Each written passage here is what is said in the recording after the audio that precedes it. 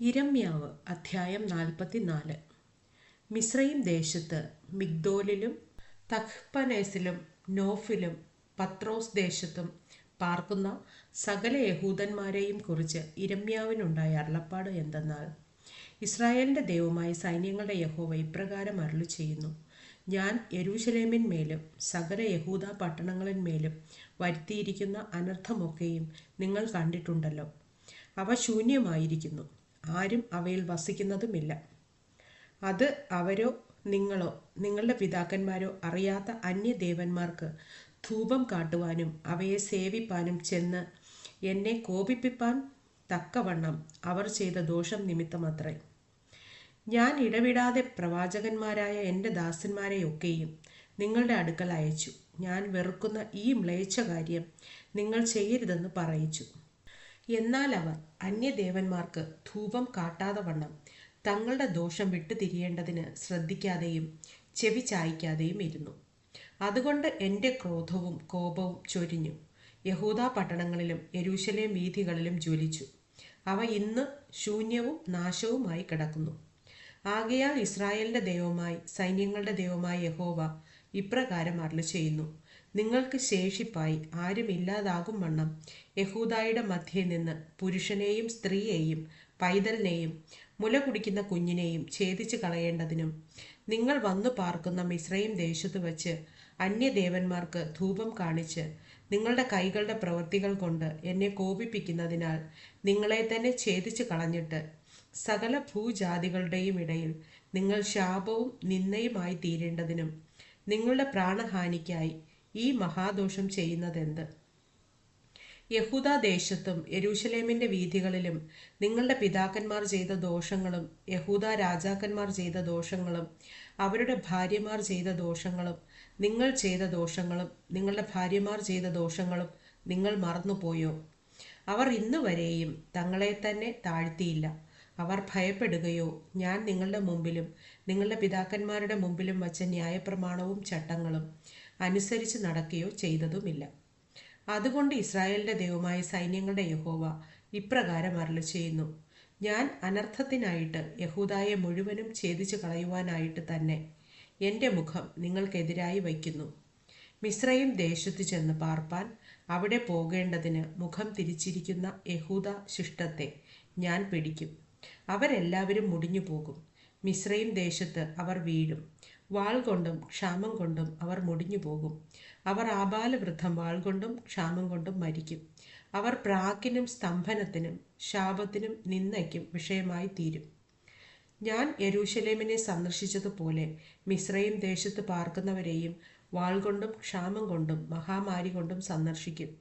മിസ്രയീം ദേശത്ത് വന്നു പാർക്കുന്ന യഹൂദാ ശിഷ്ടത്തിൽ ആരും അവർക്ക് മടങ്ങിച്ചെന്ന് പാർപ്പാൻ ആഗ്രഹമുള്ള യഹൂദാ ദേശത്തേക്ക് മടങ്ങിപ്പോവാൻ തക്കവണ്ണം ചാടിപ്പോകയില്ല, ശേഷിക്കയുമില്ല. വഴുതിപ്പോകുന്ന ചിലരല്ലാതെ ആരും മടങ്ങിപ്പോകയില്ല. അതിന് തങ്ങളുടെ ഭാര്യമാർ അന്യദേവന്മാർക്ക് ധൂപം കാട്ടിയിട്ടുണ്ടെന്ന് അറിഞ്ഞ സകല പുരുഷന്മാരും മഹാസംഘമായി അരികെ നിന്ന സകല സ്ത്രീകളും മിസ്രയീം ദേശത്ത് പത്രോസിൽ പാർത്ത സകല ജനവും യിരെമ്യാവോട് ഉത്തരം പറഞ്ഞത്: നീ യഹോവയുടെ നാമത്തിൽ ഞങ്ങളോട് പറഞ്ഞിരിക്കുന്ന വചനം സംബന്ധിച്ച് ഞങ്ങൾ നിന്നെ കൂട്ടാക്കുകയില്ല. ആകാശരാജ്ഞിക്ക് ധൂപം കാട്ടുകയും അവൾക്ക് പാനീയബലി പകരുകയും ചെയ്യും എന്ന് ഞങ്ങൾ നേർന്നിരിക്കുന്ന നേർച്ചയൊക്കെയും ഞങ്ങൾ നിവർത്തിക്കും. ഞങ്ങളും ഞങ്ങളുടെ പിതാക്കന്മാരും രാജാക്കന്മാരും പ്രഭുക്കന്മാരും യഹൂദാ പട്ടണങ്ങളിലും യെരൂശലേം വീഥികളിലും ചെയ്തതുപോലെ തന്നെ. അന്ന് ഞങ്ങൾക്ക് വേണ്ടുവോളം ആഹാരവും സുഖവും ഉണ്ടായിരുന്നു, ഒരനർത്ഥവും നേരിട്ടിരുന്നില്ല. എന്നാൽ ഞങ്ങൾ ആകാശരാജ്ഞിക്ക് ധൂപം കാട്ടുന്നതും പാനീയബലി പകരുന്നതും നിർത്തിയതു മുതൽ ഞങ്ങൾക്ക് എല്ലാം ബുദ്ധിമുട്ട് തന്നെ. ഞങ്ങൾ വാൾ കൊണ്ടും ക്ഷാമം കൊണ്ടും മുടിയുന്നു. ആകാശരാജ്ഞിക്ക് ധൂപം കാട്ടുകയും പാനീയബലി പകരുകയും ചെയ്യുമ്പോൾ ഞങ്ങൾ അവളുടെ രൂപത്തിൽ അട ഉണ്ടാക്കുന്നതും അവൾക്ക് പാനീയബലി പകരുന്നതും ഞങ്ങളുടെ ഭർത്താക്കന്മാരെ കൂടാതെയോ?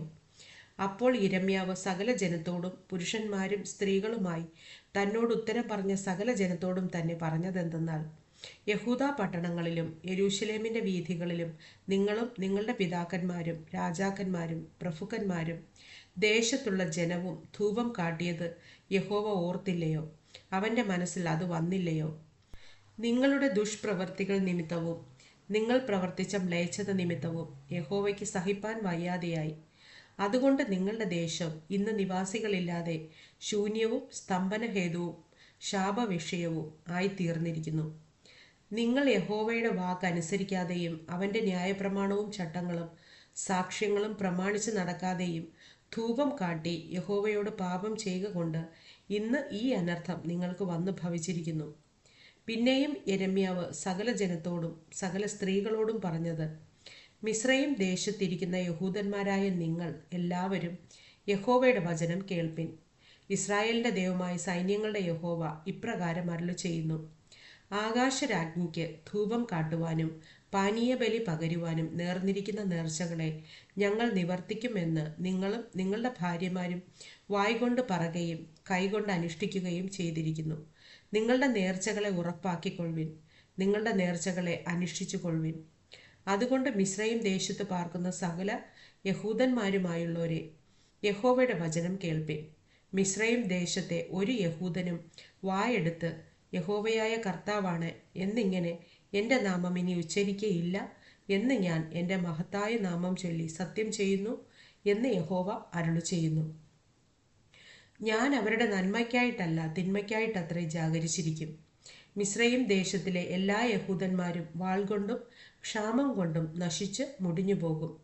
എന്നാൽ വാളിന് തെറ്റി ഒഴിയുന്ന ഏതാനും പേർ മിസ്രയീം ദേശത്ത് നിന്ന് യഹൂദാ ദേശത്തേക്ക് മടങ്ങി വരും.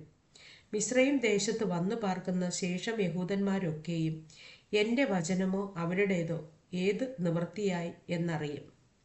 എൻ്റെ വചനം നിങ്ങളുടെ തിന്മയ്ക്കായിട്ട് നിവൃത്തിയായി വരുമെന്ന് നിങ്ങൾ അറിയേണ്ടതിന് ഞാൻ ഈ സ്ഥലത്ത് വച്ച് നിങ്ങളെ സന്ദർശിക്കും എന്നത് നിങ്ങൾക്കൊരടയാളം ആകും എന്ന് യഹോവയുടെ അരുളപ്പാട്.